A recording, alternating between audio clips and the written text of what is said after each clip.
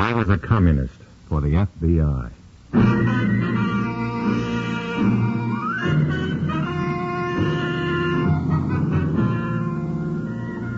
Starring Dana Andrews in an exciting tale of danger and espionage. I was a communist for the FBI.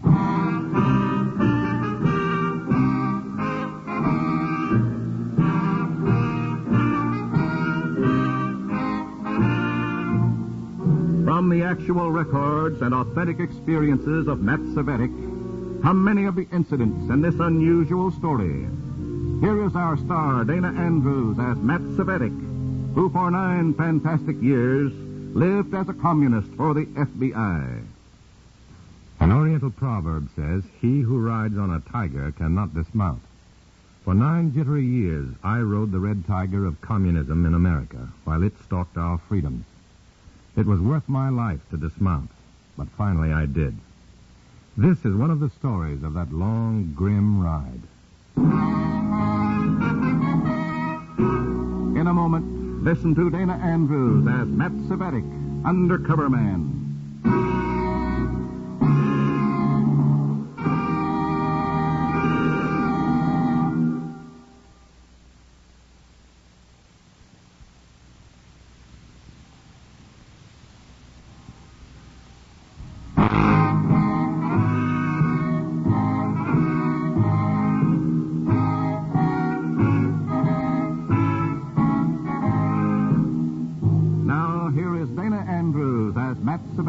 Undercover Man. This story from the confidential file is marked The Pit Viper.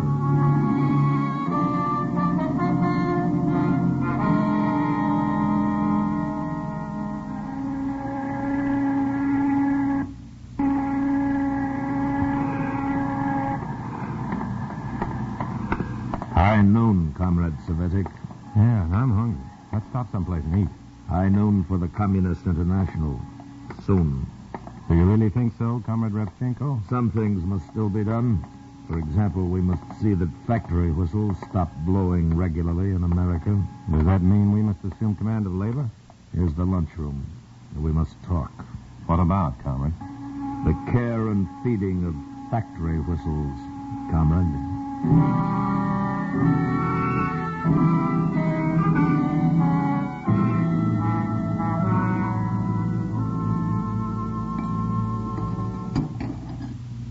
To summarize, the Kirkton miners are on strike. The union is about to reach an understanding with the management. That must not happen. I'll do my best. You will not do your best, Comrade Cvetic.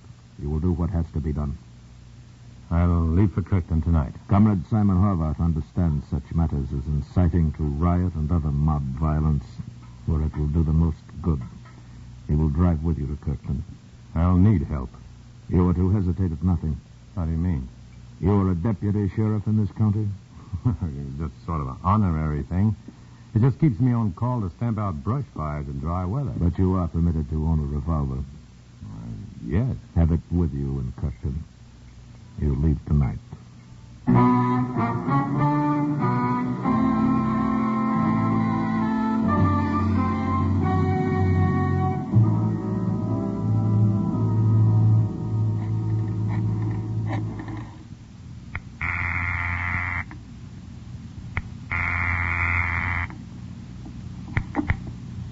Hello?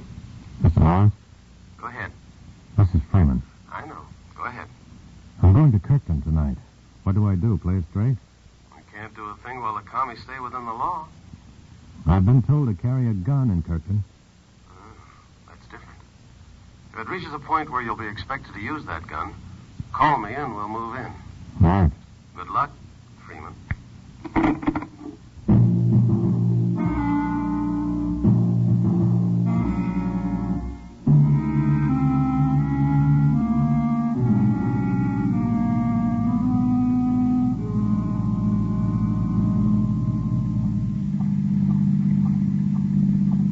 Miserable night to drive, Comrade Simon. I'm not worried about that. But strikers don't enjoy picketing in the rain. These Kirkton schmoes will be more anxious than ever to settle their strike. We'll fix that all right, though. Yeah? How? Those 100 hot lunches I ordered by telephone in Kirkton, pass them out to the pickets. I see. Nothing like a hot meal to keep the hotheads hot. I like these deals. This is going to be fun.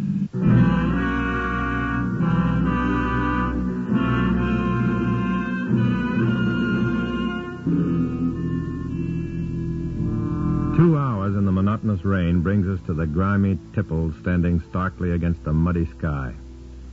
A struck mining region in the dead of a nasty night is the last word in desolation. I feel a chill and I shiver. The revolver in my shoulder holster is cold and heavy. I look forward to a warm place to sleep. And then Simon's car begins to feel the weather. Uh-oh. Now what? Water in the carburetor or something, I don't know. Now, wait, you better stop here while the stopping's good. You mean while the initiative is still with us? And what's here? It's like a miner's house. I'll call a garage. Wow. Do that, Junior. I'll wait in the car.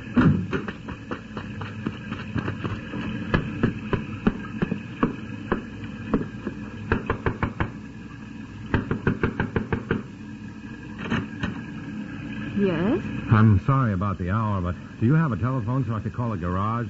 Oh, We're having some trouble with the car, and it's a pretty bad night. Oh, come in. I hate to be a nuisance. Oh, it's all right. I was up, reading. At 1 a.m.? You call the operator and she'll get you the garage. There's only one in town. Maybe she could kill two birds and get us a hotel, too. Elsa? What is it? Papa, you go right back to bed. Who is so late? Oh, this gentleman's car stalled in the rain. Now go back to bed. This fella. Now I'm putting everybody to a lot of inconvenience. I'm pretty good automobiles. No, Papa. I wouldn't hear of it. It's easy. You've had enough rain on the picket. Strong like an ox. Now, please let me call a garage. Oh, I'm sure the operator will get you the hotel, too. Hotel? You stay here. Such a bad night. Plenty room. Oh, no. Sure. Give you good breakfast, too. No charge. No, it's just out of the question. Thank you, but... You stay in Barney's room. Long time nobody in Barney's room. How old you are? 35. Why? Like Barney. You stay. No, but I'm with another man. There's two of us. You see, Papa? I sleep on couch down here. No, sorry. Thanks anyhow. That's final. Now get back to bed before you catch another chill, Papa. She called me Papa. No, Papa. I'm Barney's Papa. I'd better telephone the garage, Miss... Mrs. Utke. Mrs. Barney Utke. Or rather, Mrs. Elsa Utke now. Oh, I'll use your phone. And maybe you could drive me to my own house then. It's on the way into town. Well, I'd be very happy to. Thank you. I'd better phone.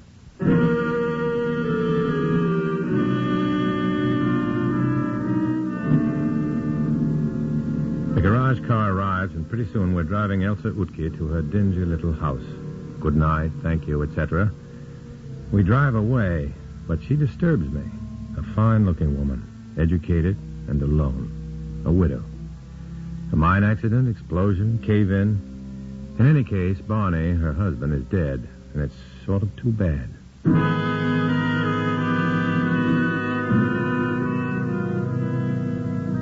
We're lucky. We get a decent room in the little hotel in town. In the morning, Simon and I at the tipple of Great Turk No. 3 mine, passing out hot lunches and propaganda in the rain and black mud to thankful miners and to some silent and suspicious ones. Here you are, friend. Compliments of the Friends of American Mine Workers. Mass friend. meeting tonight in Workman's Hall, 8 o'clock. Notice inside the box. Come on, Matt. Talkative guys, aren't they? Give them credit. They know we must have an angle handing out free lunches. All right, let's try this big clown. Good morning, friend. Oh, hi, Utke. Hello? Hello! You broke an automobile, fella. Hello. This is my partner, Simon Horvath, Mr. Utke. Hello? Yeah. You sure you ought to be picketing in this rain, Utke? Sure. Strong like a horse. My Elsa gonna bring me hot soup anyhow, maybe. Well, this hot lunch is no maybe. Warm you up for the fight on our hands. Fight? In there and win, miner. Mass meeting tonight, Workman's Hall at 8. The full dope is inside the box. I'd be there, sure. But no fight, you hear? That's the only way to get what's coming to you. Sure, fight. Get knocked on head, get killed. Like Barney. Like my boy. No. No. Here comes that dame we took home last night. You mean Elsa Utke? So she's got a fancy face and can talk, so what? She's too smart. Let's go. Don't forget the meeting, Utke.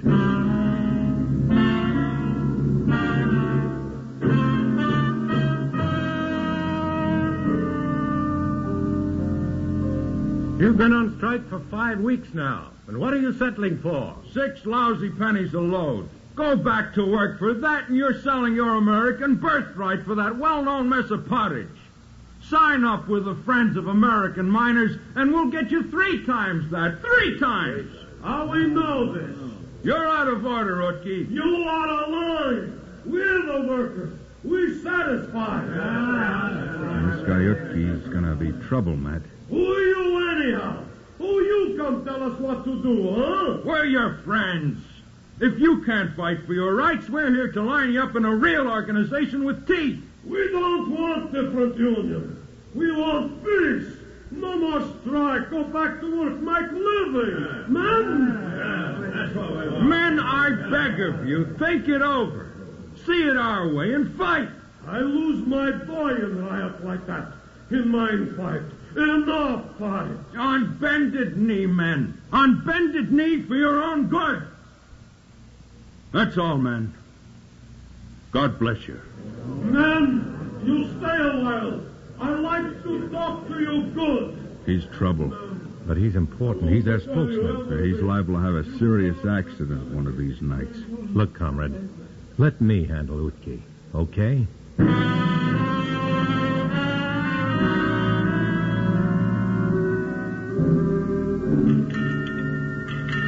50, 65.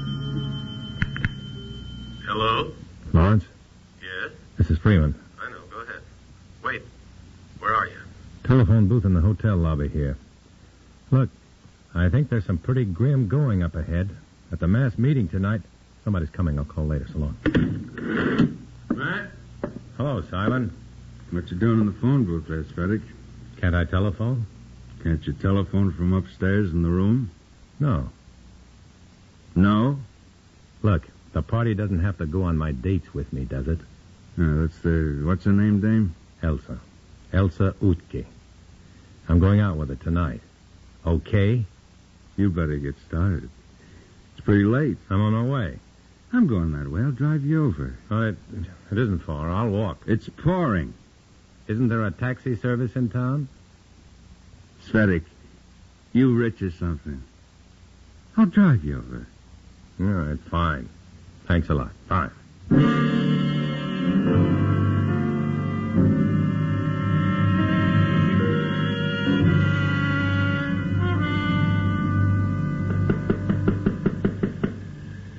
Come on, please. Please be home. Be home.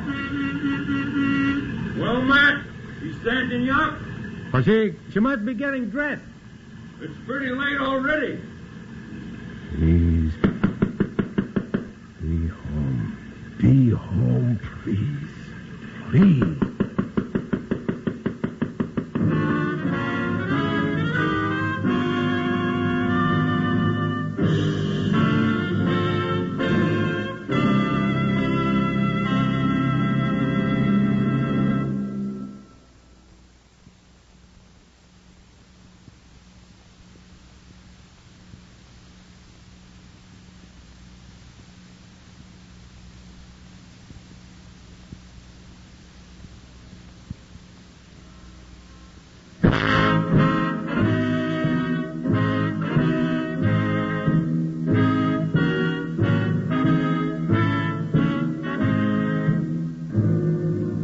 Back to Dana Andrews, starring in I Was a Communist for the FBI, and the second act of our story.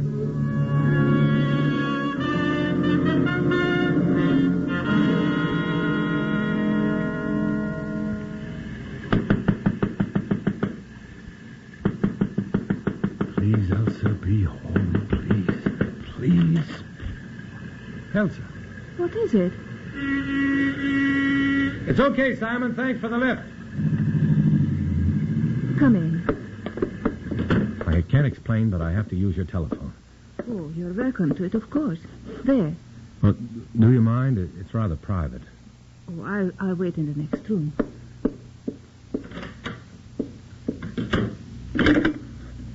Long distance, please.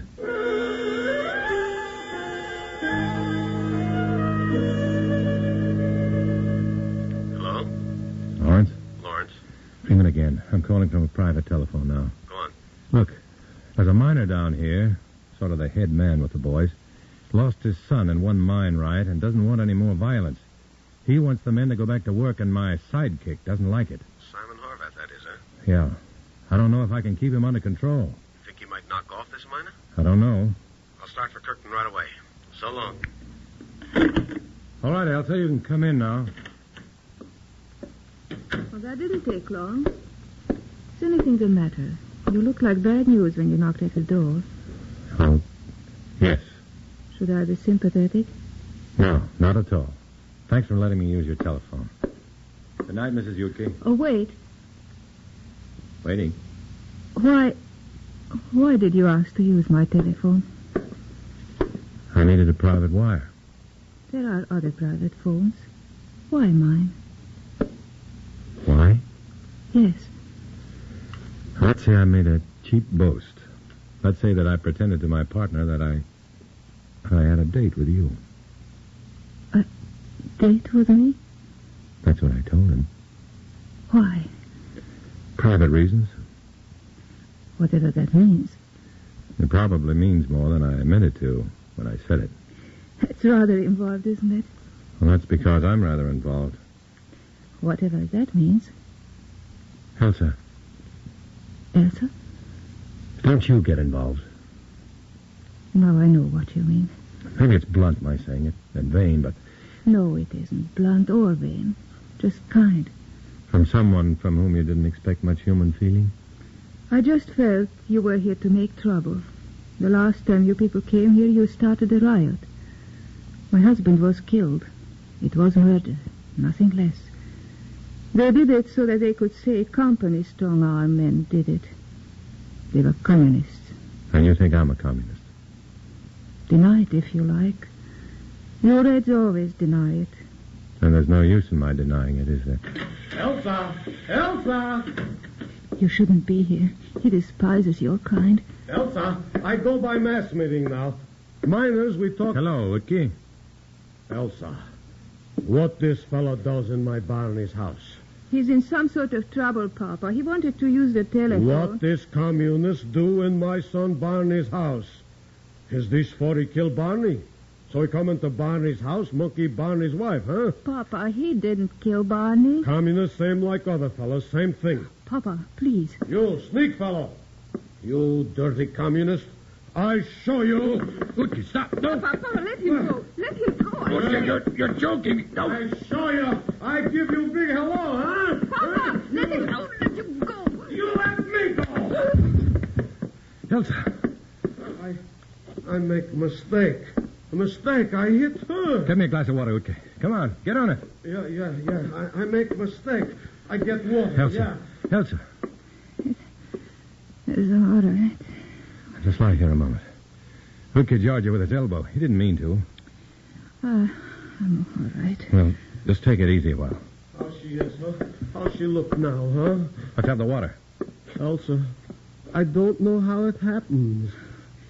I'm fine, Papa. Sure? Just, help me up a little, please. Arm around my shoulder. So. That's it. Does it. Now sit here. Thank you. It was accident, Elsa. I'm sorry. Of course, Papa. I'm sorry. Forget about it. You let me go meeting now. Of course. What meeting? I call meeting again. I talk to the men. They got to go back to work. I make them. I holler at them good tonight. You see. Good luck, Papa. Oh, I don't know. I try hard. I don't know. Don't worry, Papa. Go to the meeting. Yeah. I go. All right. And I'd better go, too. I'm sorry there was a scene. Well, thanks for interfering when you did. He wouldn't really have hurt you. He was making pretty nice progress. So thanks. Bye. Shall I get that for you? No, I'm fine now. Hello? It's very important for me to locate Stanley Utke. Is he there? No. He just left for Workman's Hall for a mass meeting. Who's this? Hello? Who is it? Hello? Doesn't matter. I know who it is. It's your fine friend. My friend. You told him Utke went to the hall. Did I? I don't Yes, maybe I did. I've got to go after him. Why? Never mind. I've just got to go after him. Matt, Yeah? be careful. I slog across the black, sticky fields in that dreary downpour toward Workman's Hall. If Simon Horvath is looking for Big Stan Utke, he means no good. And I don't know how many of his goons have been standing by. The lights of the hall begin to glow dimly through the rain. Has Utke arrived there yet? Utke. He hasn't arrived, but the goon squad has. Sure as brass knuckles, sure as sandbags. I start running and almost pitch headlong into a battle in the dark. Horvath! Haul off! Cut her out! You're making a mistake! Something hits me in the mouth, and I go down, tasting blood. Heavy milling feet stamp over me. Then I hear another voice from the direction of the hall. The miners pour across the field and fall upon Simon Horvath's goon men. And I crawl out of there while the getting is good.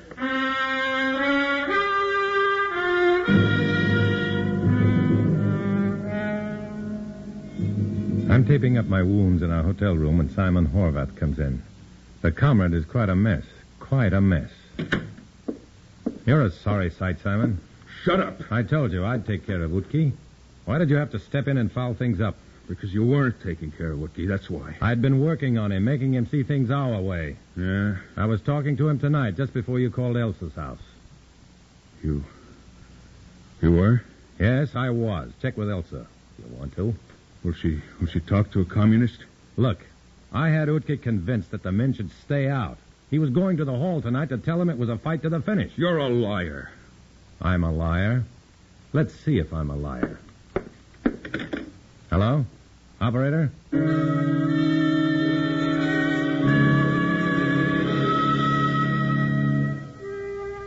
It's a big and a dangerous bluff. I'm counting on Elsa Utke's wit and her need to believe in somebody, even somebody she thinks may be a Red. And then her voice is on the wire, and the bluff is on. Hello? Elsa, this is Matt Svedek. Oh, How's Mr. Utke? badly beaten up. I've just come back from the emergency clinic. Will he be all right? Yes.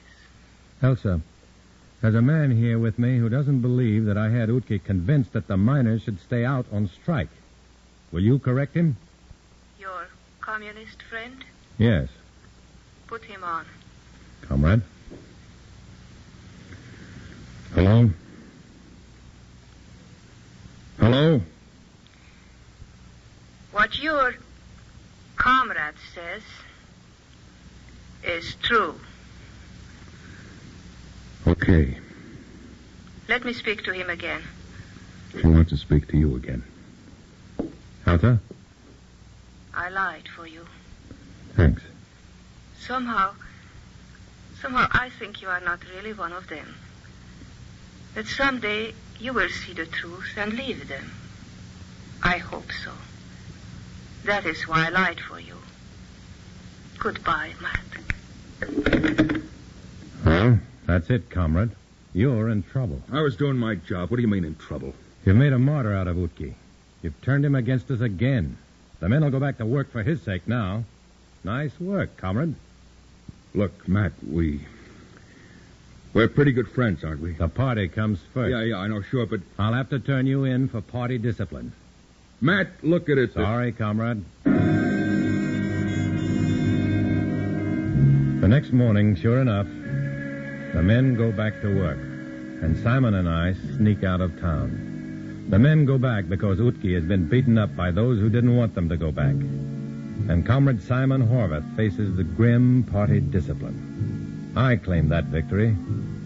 Horvath and I sneak out of the hotel one at a time, afraid even to call a taxi. Alone, I hit the wet highway. I hear Elsa Utki's warm Slavic voice again. I lied for you. And I feel good again. And then I hear... Goodbye, Matt. And that hurts. Goodbye. But that's how it is. And that's how it will always be. As long as I am a communist for the FBI. I walk alone.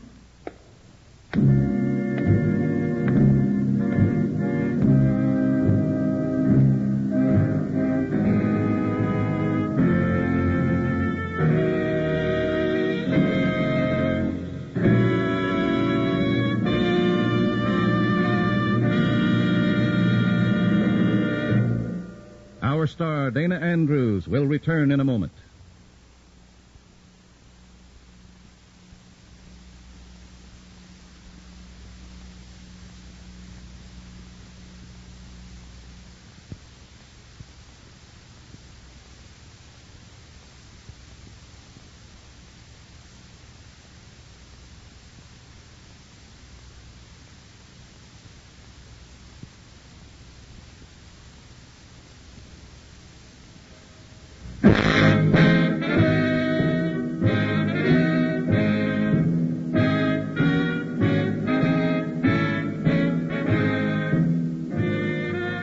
This is Dana Andrews. The story you've just heard is based on notes from the files of Matt Svedek, FBI undercover man. Names have been changed and events modified for obvious reasons. Next week, another exciting adventure out of Matt Svedek's experience as a communist for the FBI. So be with us then. We're expecting you.